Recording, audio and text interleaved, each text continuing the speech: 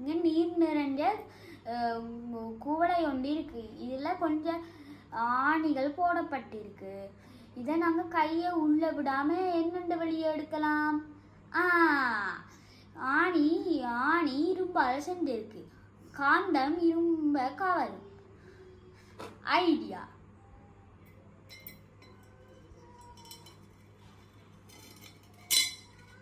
இங்கே பாருங்க, எடுத்துட்டோம். பார்த்தீங்களா?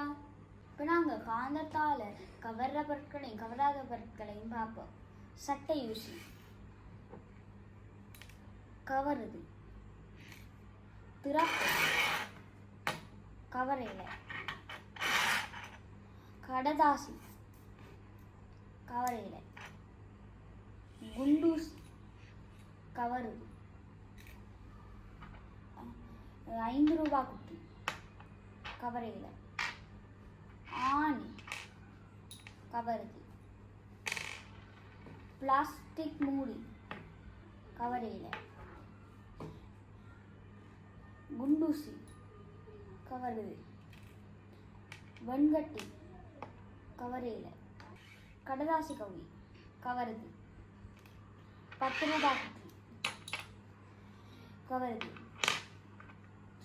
மரத்துண்டு கவரையில், சவரது கவருது, சம்பல் கவரையில், அலுமினியம், மரத்துண்டு, பித்தளை, செப்பு, பிளாஸ்டிக், கடதாசி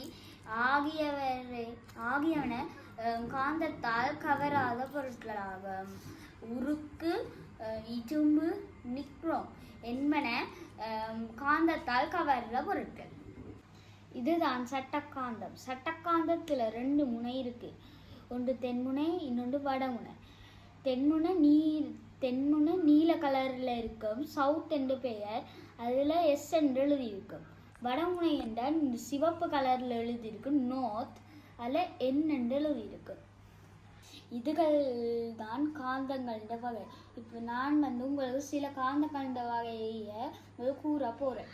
இதுதான் வளைய காந்தம், இது சட்டக்காந்தம், இது பரிலாட காந்தம், இது யூவடிவ காந்தம், இது பெட்டி காந்தம். நாங்கள் சட்டக்காந்தத்தின் முனைகள் கவர்ச்சியும் தள்ளுகையையும் பார்ப்போம். இங்கே வடக்கு இருக்கு. அடுத்த வடக்கு பாருங்க, ஒத்த முனைகள் தள்ளுது. அதே மாதிரி தெற்கு முனையையும் எடுப்போம். பாருங்க, ஒத்த முனைகள் தள்ளுது.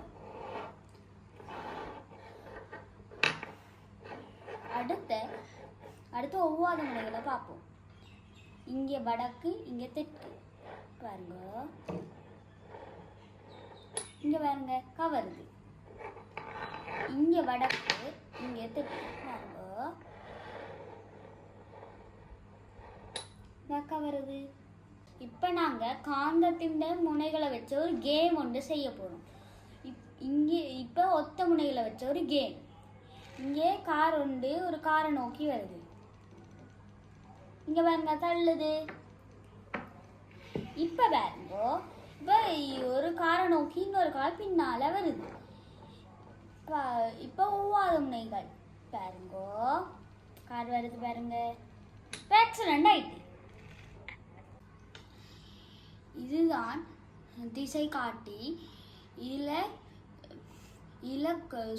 சுழலத்தக்க காந்தத்தால் செஞ்ச ஊசி இருக்கு. சட்ட காந்தத்தில் நாங்கள் திசை காட்டிய வைக்கக்குள்ள நாங்கள் காந்த புலத்தின் திசையை அறியலாம். திசை காட்டிய பாருங்கோ, அதன்படி வடக்கிலிருந்து தெற்கு வர காந்த புலம் இருக்குது. இப்போ நாங்கள் காந்தத்தின் வலிமை எங்கே இருக்குன்னு பார்க்க போகிறோம். ஒரு ஆணி எடுப்போம். இவருங்க நடுவை கவரில். அப்போ எங்கே கவரும் பார்ப்போம். இங்கே முனைகளில் கவருது பாருங்க. இங்கே 2 முனைகள்லையும் கவருது. அப்போ காந்தத்தில் முனைகளில் தான் வலிமை கூடவா இருக்கும். இப்போ நாங்கள் காந்தத்தின் வலிமையை பார்க்க போகிறோம்.